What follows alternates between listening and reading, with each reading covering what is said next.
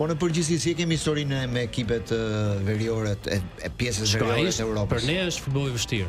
Futbolli i vështirë. Sepse ne nuk dim ta luajmë as lojën me intensitet të lartë dhe as lojën me lojë ajrore. Topa gjatë. Ata kanë ndërthuar lojë fizike, kanë shumë.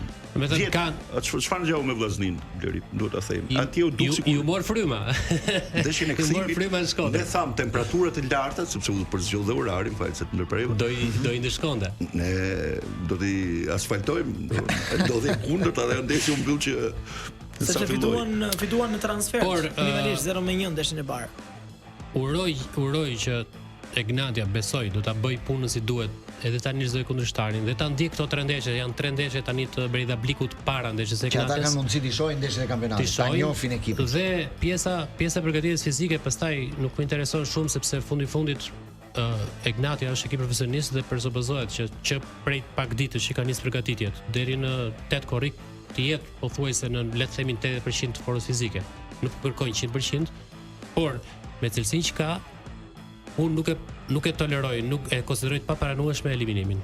Sa shanse jep ti në përqindje në kësaj përballje të parë? 65-70% unë themi ka Egnatia. Nëse eliminohet njësoj për fajin e vet si me Araratin, ashtu si vitin e kaluar me Boshiakët. Të dyja ndeshjet I kam parë në Elbasan Arena, kam qenë në stadium.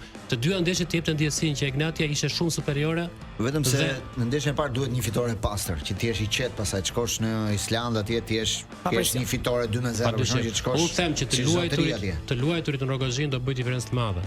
Mos harrojmë këtë gjë. Në Elbasan sado apo në Shkodër, sado fusha e mirë, ambienti I mirë, po kur e luani në stadium 12.000-15.000 vendsh me 600 tifoz është e tmerrshme, sepse aq Egnatia nuk mund të shojë 10.000 vet në transfert. Egnatia pastaj në raundin e dytë, nëse kalon, marrim të mirëqen faktin që ata kalojnë, do luajë me polakët e Lech Poznan, që është një kundërshtar pastaj me Lech Poznani është e pamundur. 95%. Nëse ne na eliminon pastaj Lech Poznanit, ne ku shkojmë në turin e tretë të Europa Ligës? Shkon në turin e tretë të Europa Ligës, përsëri e ke bonus, sepse edhe në rast se humbet aty, leta humbasësh, shkon në play-offin e Conference Ligës. Në play-offin e kalim turi Egnatia siguron një verë me ndeshje. Në play-offin e Conference Ligës mund të bien edhe ekipe nuk e di, Shkëndia, Drita, mund të bien edhe rivalet janë nga grupi I skuadra që vijnë nga. Pikërisht që sapo tha Alketi, janë gjitha skuadrat që do të eliminohen nga Champions League, nuk është se përzihen me ekipet që kanë arritur të sigurojnë kualifikimin. Por formën fizike besoj se Egnatia do të jetë gati, e ka nisur e para. Një tur I kaluar është mundësi financiare mirë dhe një verë e mbushur me ndeshje. Imagjino